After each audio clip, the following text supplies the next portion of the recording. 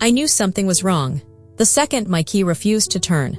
It was a cold Monday morning in late January. The kind of cold that doesn't bite, it sinks. Into your bones, into your chest. Like griefs, like truths. 12 hours earlier, I had watched my husband die. And now, I stood on our porch, still wearing the same jeans I wore at the hospital. Same overnight bag slung over my shoulder. Same bouquet of wilting flowers in my hand. Roses and lilies Ethan's coworkers had sent. Now limp from a night in the backseat of my car. My eyes were swollen. My lips cracked from crying. And my heart, hollow. I wasn't ready to face the silence inside our house. But what I saw instead was far worse. The key jammed. I tried again. Nothing. I grabbed the spare hidden behind the loose porch stone. Still no luck. It felt like the house had rejected me.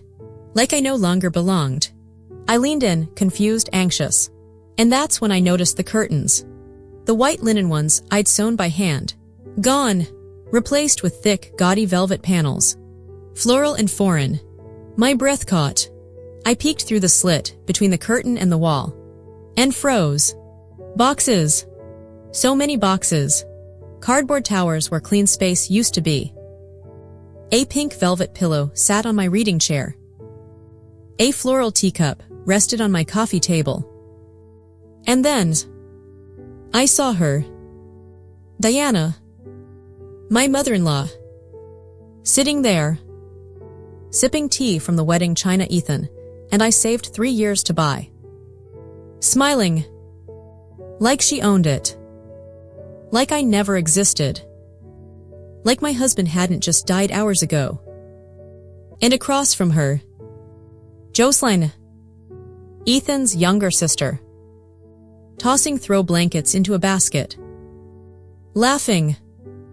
Settling in. I knocked. No answer. I knocked again, louder. My fists trembling now, my throat raw. Finally, the door opened. Diana stood there. Composed. Poised. Like she had rehearsed this moment. She crossed her arms, tilted her head, and smiled. Rachel, she said. Didn't expect you so soon. My voice cracked. Why can't I open the door? She leaned into the frame, cool and firm. Because, dear, you don't live here anymore. I blinked. Surely I misheard. Excuse me. She didn't flinch. Didn't blink. Ethan paid for this house. My son, not you. There was no prenup. No child. No real contribution on your part. It's time this house returned to his real family. The cold I felt wasn't from the weather. It was from her. I'm his wife. I whispered. We bought this house together. I refinanced it when his business failed. She scoffed. You played house while he worked. Now that he's gone, your lease is up. Behind her, Jocelyn appeared, holding my serving plates. Smirking. You left the side door unlocked when you went to the hospital. She said. We figured you wouldn't mind. I felt my knees buckle. And then I laughed. Not out of humor. Out of disbelief. Out of shock so sharp it sliced. What's so funny? Diana asked, her smile tightening. I steadied myself. Wiped a tear that I wasn't even sure came from sadness anymore. You're unpacking pillows and pouring tea. In a house you think belongs to you. But you have no idea what you've just stepped into. For the first time. Her smile cracked. That was all I needed. I turned and walked back to my car. My keys were useless now. But I had something better. Something she didn't know about. Yet. And by the time I was done, Diana would wish. She had never touched a single cup from my kitchen. 2 years ago, almost to the day, I sat on this very same porch, watching Ethan pace, hands in his hair, his voice quiet but breaking. They might take the house, Rachel. It was January then too. Colder, darker, and I saw something in him that day I had never seen before. Not weakness, not failure, but cracks. Cracks in the man I loved, who had held me up so many times. Now it was my turn. He couldn't look at me directly. His startup had collapsed. His accounts frozen. His confidence shattered. And all he could say was, "I'm sorry, I tried." The next morning, before the sun rose, before even Ethan was awake, I got dressed. No makeup. No earrings. Just resolve. I drove to the credit union downtown. Signed papers. Answered questions. And without telling a soul, I refinanced the house. Moved the mortgage into my name. Used the small savings I'd tucked away since I left my interior design job 10 years earlier. I didn't tell Ethan. Didn't tell my parents. And certainly not Diana. She would have spun it into some cruel narrative of his failure. Called me controlling, manipulative. But it wasn't about control. It was about protection. I picked up freelance work again. Quietly. Late nights. No complaints. Ethan never noticed where the mortgage confirmations went. He was trying to heal. Trying to breathe again. And I kept us afloat. Fixed faucets. Painted hallways. Budgeted groceries. Held our home together. With silence and stitches no one saw. And now, Diana calls it his house. She calls me not family. She sits in my chair. Sips from my wedding china. Laughs in the space I held sacred. As if I was never there. I sat in the car outside the house for a long time. The bouquet still in the backseat. My knuckles white on the steering wheel. I didn't cry. I didn't scream. It was like my body had forgotten how to react. How do you process being widowed and homeless on the same day? Eventually, I drove. Not home. Not that it was mine anymore. To a motel. A cheap one.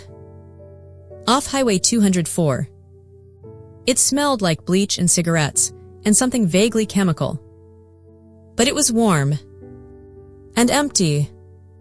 And mine. For now. I used Ethan's emergency credit card. Rented a room for 3 nights. I sat on the edge of the bed, staring at the overnight bag I hadn't unpacked. Just hospital papers. A book I never opened. And one voicemail. The last one Ethan left me. Before his heart gave out. I played it. Once. Twice. And then I turned off my phone. That night, I didn't sleep.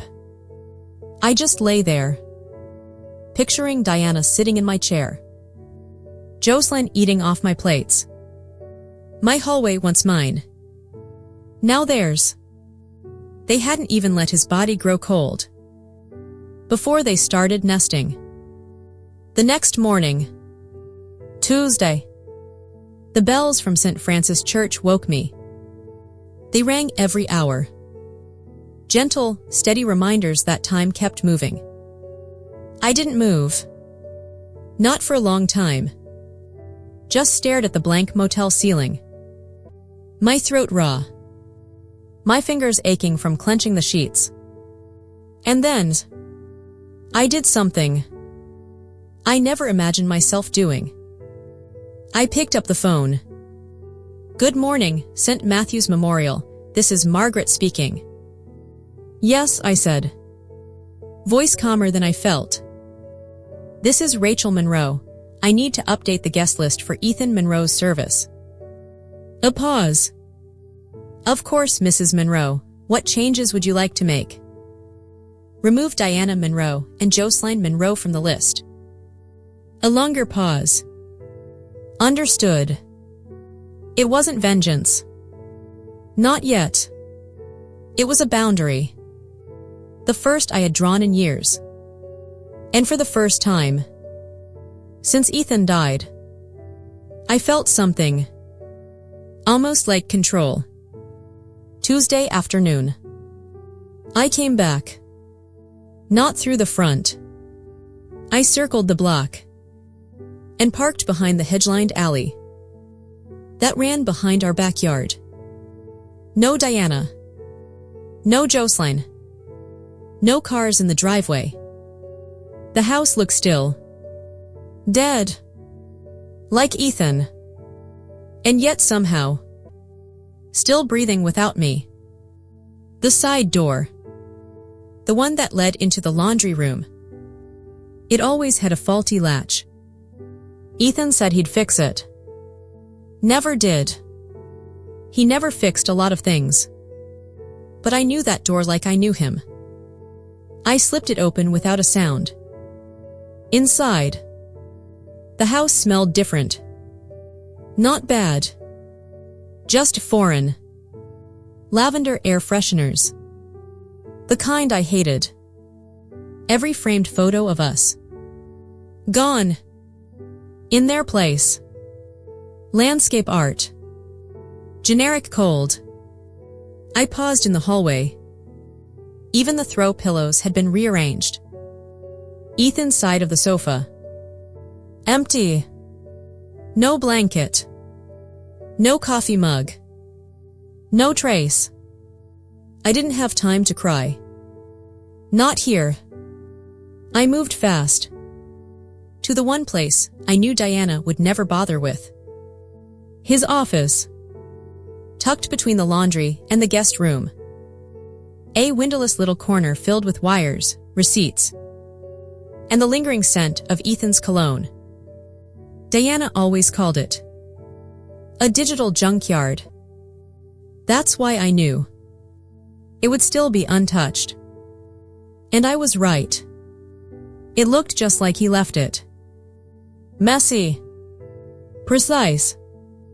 Organized in that strange, genius way only he understood. Receipts. USBs. Stacks of notebooks. Sticky notes in all caps. It was chaos. And comfort. I stood in the doorway for a long minute, letting the silence settle around me like armor. Then I went to work. Top drawer. Client invoices. Second drawer. Old flash drives. Business cards. A sticky note reminding him to cancel a dentist appointment. Nothing useful. Just echoes. But I kept digging. Not knowing what I was looking for. Just chasing a ghost. A reason. A tether. And then I saw it. A thin black folder. Wedged tightly between two thick instruction manuals. On the front, in his unmistakable hand. Postnup do not discard. My heart stopped. We never signed a prenup. Ever. We married broke. In our 30s. Full of trust and foolish hope. He once said, "Paperwork kills romance." But a postnup. I opened the folder with shaking hands. Inside, 3 pages. Printed on legal letterhead. Dated 2 weeks after our second anniversary. There. My name. His name. Signatures. Witnesses. In one highlighted clause. In the event of the husband's passing, all jointly owned assets, including real estate, are to be transferred wholly to Rachel Monroe, unless otherwise specified in a last will and testament. There was no will. But this was binding. My breath hitched. But it wasn't over. At the back of the folder, a folded piece of notebook paper. Casual, sloppy. Like a note passed in class. But the handwriting. Unmistakable. Ethan. If you're reading this, something awful has happened. If Mom tries anything, show this to your lawyer. You know how she is. Keep this safe, Ratch. Ratch. That stupid nickname he gave me. In our first month of dating. And never let go of. I stared at his words. His crooked R. The slanted E. And my knees gave out. I sat there. In the silence of his chaos. With his voice in my hands. Not a voicemail. Not a memory. A message. A shield. A choice. He knew. He knew his mother. Knew what she might try. Knew she'd come for me. And somehow, even after death, he protected me. Not with hugs. Not with promises. But with paper. With ink. With truth. I tucked the folder into my coat. Closed the drawers. And slipped back out the side door. That night, back at the motel, I didn't sleep. Not from pain. Not from fear. But from a slow-building fire. Beneath my ribs, I stared at that folder until the words stopped blaring. And by sunrise, I had made a call. Angela Flores, my old college roommate, now one of the sharpest real estate attorneys in the state. She picked up after 2 rings. Rachel, it's been years. I need help, I said. She didn't ask why. Didn't ask how. She just said, bring everything. I'll see you at noon. And I knew. The game had changed. Wednesday afternoon, gray skis, thick silence, and a bowl of instant soup growing cold on the motel's tiny kitchenette table. I had just returned from meeting Angela. She hugged me like no time had passed, like we were still those same girls who once painted their dorm ceiling with glow-in-the-dark stars. She didn't ask how I was. She just looked me in the eyes and said, we're going to fix this, okay? And for the first time in days, I believed her. I was halfway through that soup when the knock came. 3 sharp raps. Not polite. Entitled. I moved to the window, pulled the curtain just an inch, just enough to see her. Diana. Wearing black like a grieving queen from a soap opera, her scarf fluttering in the breeze, her lipstick perfect. And beside her a man, square jaw, gray suit, clipboard in hand, lawyer her backup. I didn't invite them in. I stepped out, calm, my coat zipped high, the folder pressed against my chest. We met in the parking lot, where the wind carried dried leaves like whispers around our feet. Rachel, Diana said with a practiced smile. This is Mr. Langley, our family attorney. We're here to discuss the next steps regarding the house. Next steps, I repeated, as if this was a normal transaction, as if this wasn't about grief and betrayal and being locked out of my own life. Diana nodded, all formal now.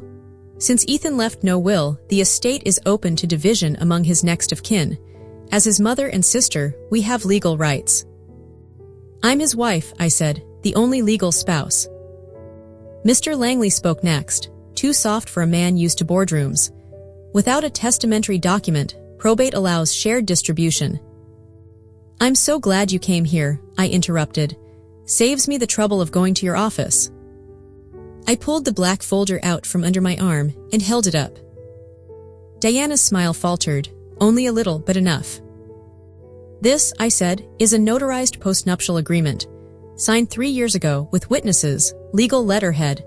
It transfers all jointly owned assets, including the house, to me in the event of Ethan's death. Silence. Mr. Langley extended his hand. May I see the document? No, I said. You'll receive an official copy through my attorney. I've already retained legal counsel. Diana's eyes narrowed. You're bluffing. Am I? I stepped back toward my motel room door. Then you should feel confident, go celebrate. But if I'm not bluffing, then you've committed unlawful entry, tampered with property that doesn't belong to you. You've trespassed. Langley looked at her now, just briefly, but enough for her to feel it. You don't get to win, Diana whispered. You never belonged to our family. You stole my son from us. I tilted my head. He wasn't a prize, I said. He was a man, and I didn't steal him. You lost him. The moment you started demanding perfection. The moment he stopped living by your rules. Diana opened her mouth to reply, but I didn't give her the chance. I turned, walked inside, closed the door. Locked it. I stood at the curtain and watched through the slit as they lingered for a few seconds more. Diana spun on her heel, tight with rage, got in the passenger seat. Her lawyer followed, awkward and quiet. They didn't knock again. That night, I sat on the edge of the bed and unfolded the letter again. Ethan's handwriting, that stupid nickname, Ratch. I traced the lines with my fingers, wondering if he had known, if he had somehow seen this whole storm coming. Maybe he had. Maybe that's why he left the folder where I'd find it, where no one else would think to look. Sleep didn't come easy, not anymore, but that night it wasn't grief that kept me awake. It was fire. A slow, quiet, steady burn under my ribs. Something in me had shifted. I wasn't just reacting anymore. I was preparing. And the next move would be mine. Friday morning, the motel room felt like it had absorbed everything I'd been through. The grief, the silence, the waiting. Cold coffee sat on the table beside unopened envelopes and a funeral program I still couldn't bring myself to read. That's when I saw it. An envelope, no stamp, no return address, slid under the door sometime during the night. I stared at it for a long time before I picked it up. The seal was fresh, the paper crisp. Chatham County Probate Court. The moment I saw my name printed in bold, Rachel Monroe, respondent, my pulse jumped. I unfolded the document with shaking hands. To whom it may concern, this court has received a formal petition filed by Mrs. Diana Monroe, mother of the late Ethan Monroe, challenging the validity of the postnuptial agreement signed June 5, 3 years prior. The petitioner alleges undue influence, mental distress, and coercion may have impacted Mr. Monroe's ability to give consent. I couldn't keep reading. She was accusing me of manipulating the man I loved, of taking advantage of him, of using his grief to steal his house. The same house I saved. The same house I bled for. I dropped the paper like it burned, but the fire wasn't from the letter, it was rising from inside me. It wasn't loud, it wasn't even dramatic. It was quiet. Hot. Final. I picked up the phone and called Angela. She's saying I coerced him, I said, my voice flat. Angela didn't sound surprised. That's what people do when they have no evidence. They throw mud and hope something sticks. She wants to take everything, I whispered. Not just the house. She wants to rewrite who he was, who we were. No, Angela said. She wants control. She wants the last word. This isn't about money. It never was. I stared at the ceiling. The same ceiling I'd watched every night since Ethan died. The cracks in the paint suddenly looked like battle lines. I don't just want to stop her, I said. I want to end this, for good. Angela's voice shifted, soft but sharp. Good, but we fight smart. You don't respond to her. You don't speak to her. You let me build this like a wall, brick by brick. After the call ended, I just sat there, breathing slow, cold. Until my phone buzzed again. A text. From a number I hadn't seen in over a year. James Harding. Ethan's old business partner. Hey Rachel, I don't want to get involved, but Diana reached out. She asked about Ethan's mental state in the last few months. Wanted to know if I had emails, anything about confusion or forgetfulness. Mentioned that investor meeting where he came back really out of it. I didn't say anything, just wanted you to know. I stared at the screen until it went dark. Of course she'd try this angle. Diana was building a case. If she could convince the court that Ethan wasn't of sound mind, even slightly, she could unravel everything. It doesn't take facts. It takes doubt. Then I remembered something. A quiet night, 3 months before Ethan died. Dinner on the couch. Pasta with too much garlic. He'd said, I've got an appointment at St. Michael's next week. Just neurology stuff, probably nothing, just ruling things out. I hadn't gone with him. He told me not to worry. Now my hands moved fast. I tore open my suitcase, dumped every document onto the bed, bills, receipts, birthday cards, legal letters, until I found it. A sealed envelope from St. Michael's Neurology Clinic. I opened it with trembling fingers. Dear Mr. Monroe, following your recent cognitive assessment, we are pleased to inform you that your results fall within the normal range. No signs of early cognitive decline were detected. I read it once. Twice. Then I finally let out the breath I'd been holding for days. He was okay. He had been of sound mind. And now I had proof. That night I didn't sleep, but it wasn't fear anymore, it was strategy. On Monday, we'd take this to court. And I wasn't going in to defend myself. I was going in to finish it. Monday morning, exactly 1 week since Ethan died. I stood on the courthouse steps, dressed in a simple black blouse, hair pulled back, folder in hand. Angela met me there, her eyes sharp, her voice steady. Are you ready? She asked. I am, I said, and I meant it. Inside, the courtroom was colder than outside. Marble floors, metal benches, echoes bouncing like doubts in the air.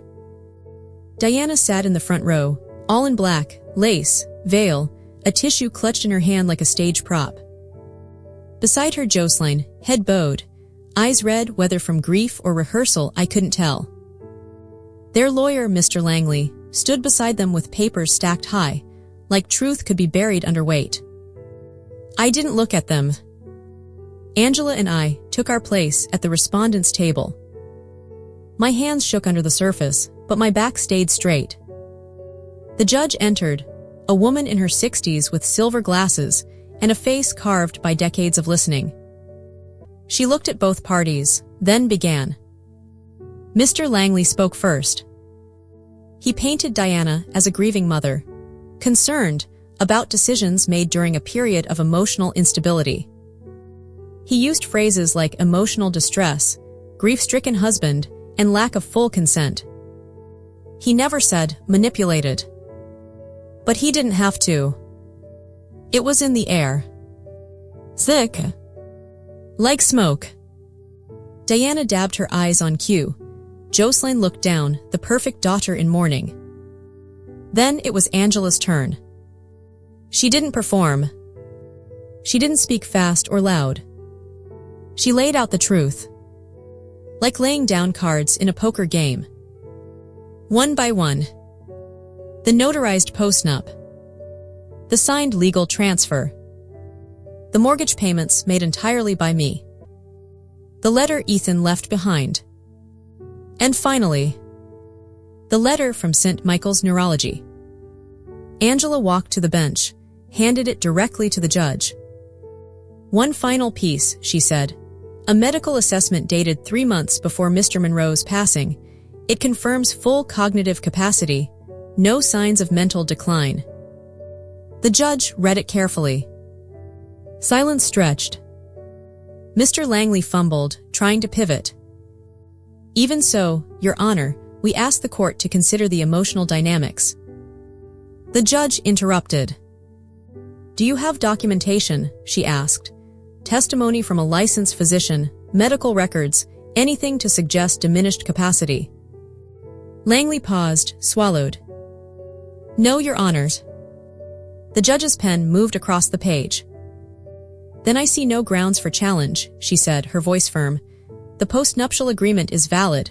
The deed is in Rachel Monroe's name. This house legally belongs to her. She struck the gavel once. And just like that, it was over. No music. No applause. Just the quiet sound of justice, falling like thunder. I didn't smile. I didn't cry. I just exhaled. The kind of breath you don't even realize you've been holding until it finally leaves your chest. Outside, the sky had turned blue. Birds chirped like nothing had ever happened. I didn't expect her to follow me. But of course she did. On the courthouse steps. Heels clicking behind me. You may have won the house, Diana said, her voice cold as glass. But you'll never erase me, I'm his mother. I turned, slowly. You erased yourself, I said. She blinked. What? You erased yourself the moment you tried to rewrite who he was. The moment you broke into our home, lied under oath, stole what wasn't yours. She opened her mouth again. But I stepped closer. Ethan knew who you were, that's why he signed the postnup, that's why he wrote the letter. Her face cracked, not much, but enough. And if you come near me again, I added, voice low, calm, final, I won't need a courtroom to protect myself. The restraining order has already been filed. She stepped back, her face twisted. You can't keep me from his funeral, she hissed.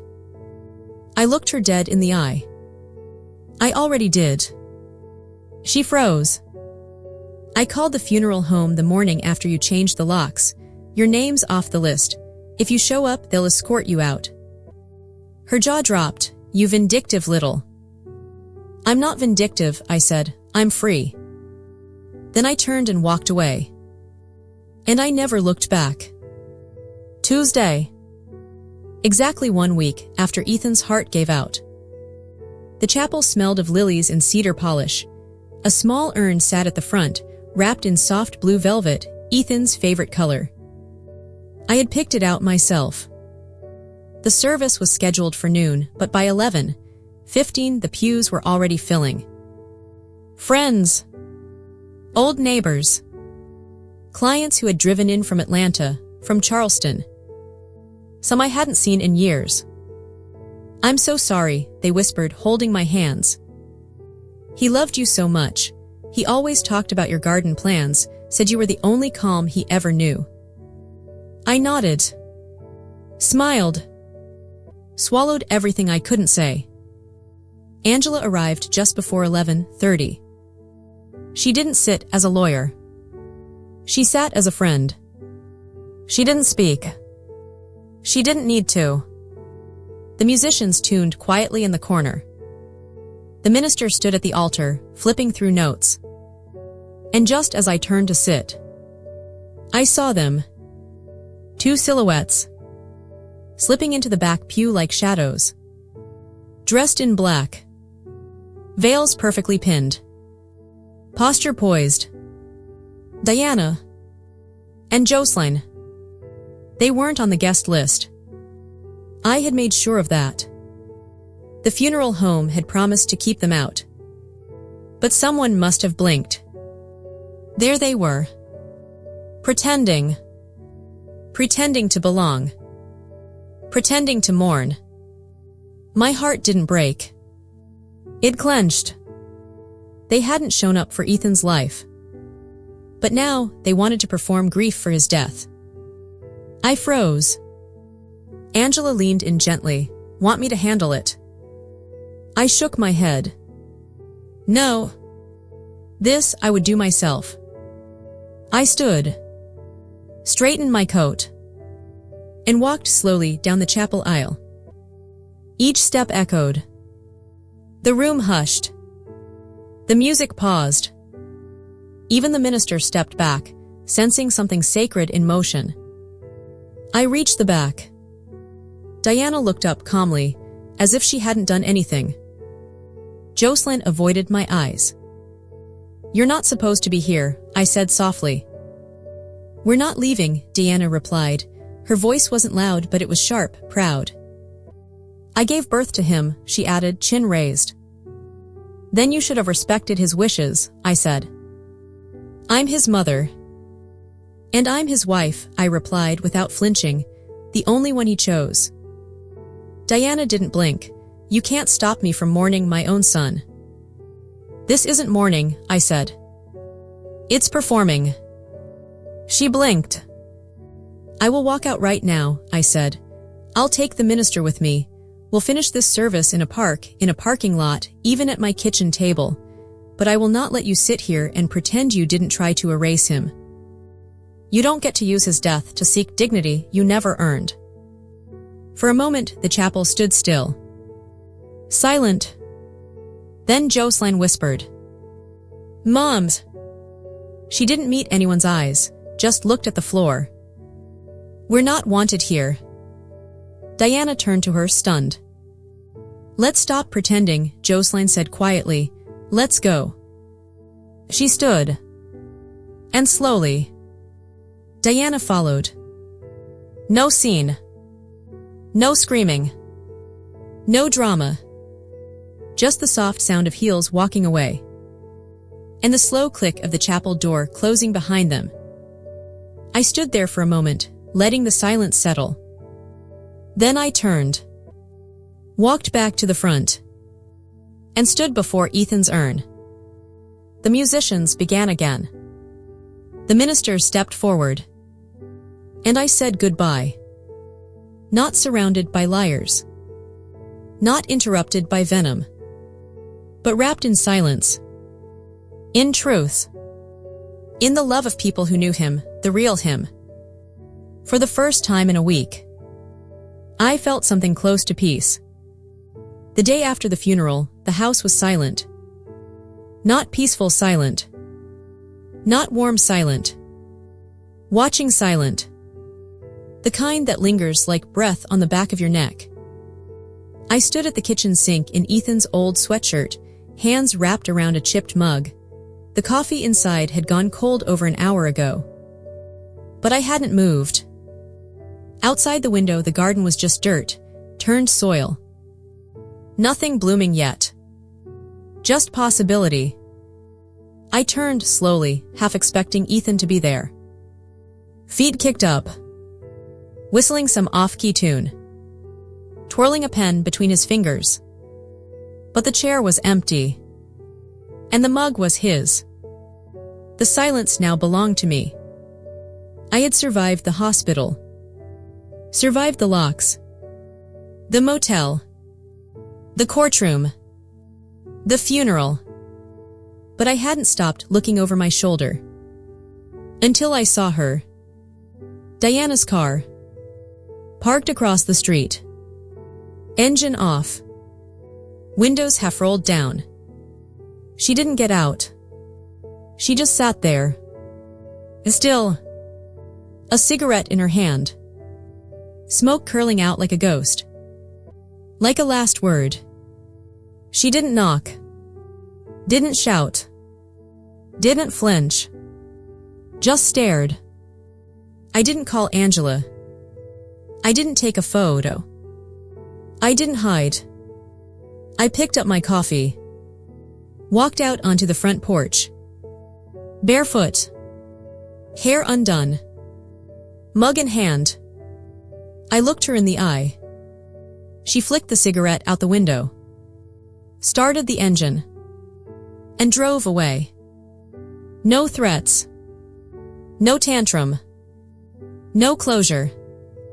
Just gone. But I knew it wasn't surrender.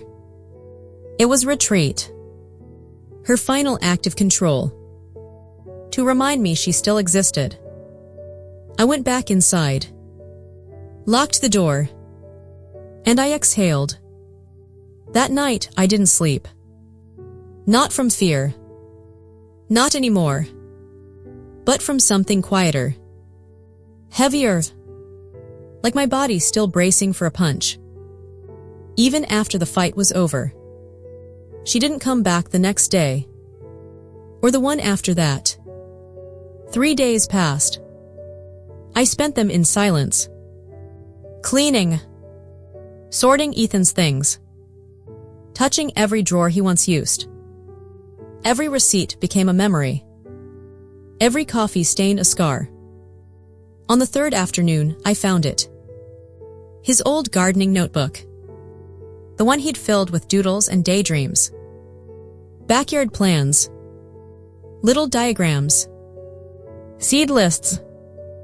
He'd even taped down a packet of marigold seeds. A note scrawled next to it. For Ratch, one day when you're ready. I wasn't ready. But I went outside anyway. I dug where he'd marked. Turned the soil with bare hands. Planted every seed.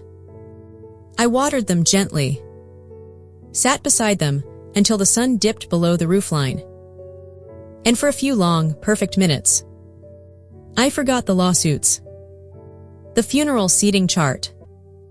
The cold motel bed. I remembered his hands. His laugh. That dumb straw gardening hat he always wore crooked. When I came back to the door, I saw the envelope. No handwriting. No stamp. Just a plain white sheet inside. 6 words. Typed. This house will always be mine. I stared at it. And then I laughed. Not bitter. Not broken. Just light.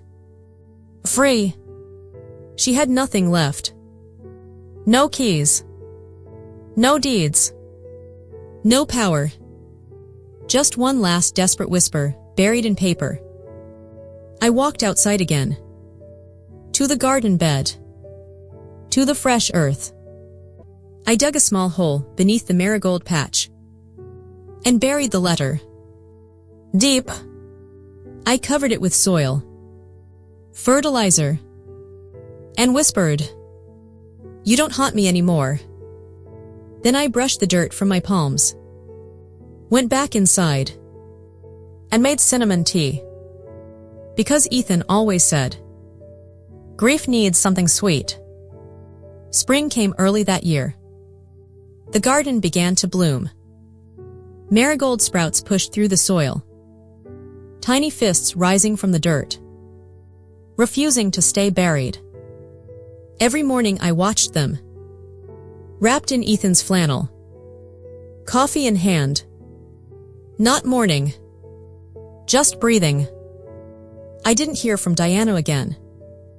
No letters. No voicemails. No parked car. She became what she had always been. Past tense. I repainted the guest room. Sage green. Took down her generic prints. Put up photos of Ethan and me. At the lake with our dog Max, chasing sunsets. I left one drawer untouched. His drawer. Not as a shrine. Just as a promise. Some nights I sat by the window. Talked to him out loud. About the marigolds. About how I was still here. I didn't expect answers. But sometimes the wind shifted just right. And I felt less alone. I reopened my design studio. Slowly. One client at a time. A widow repainting her kitchen.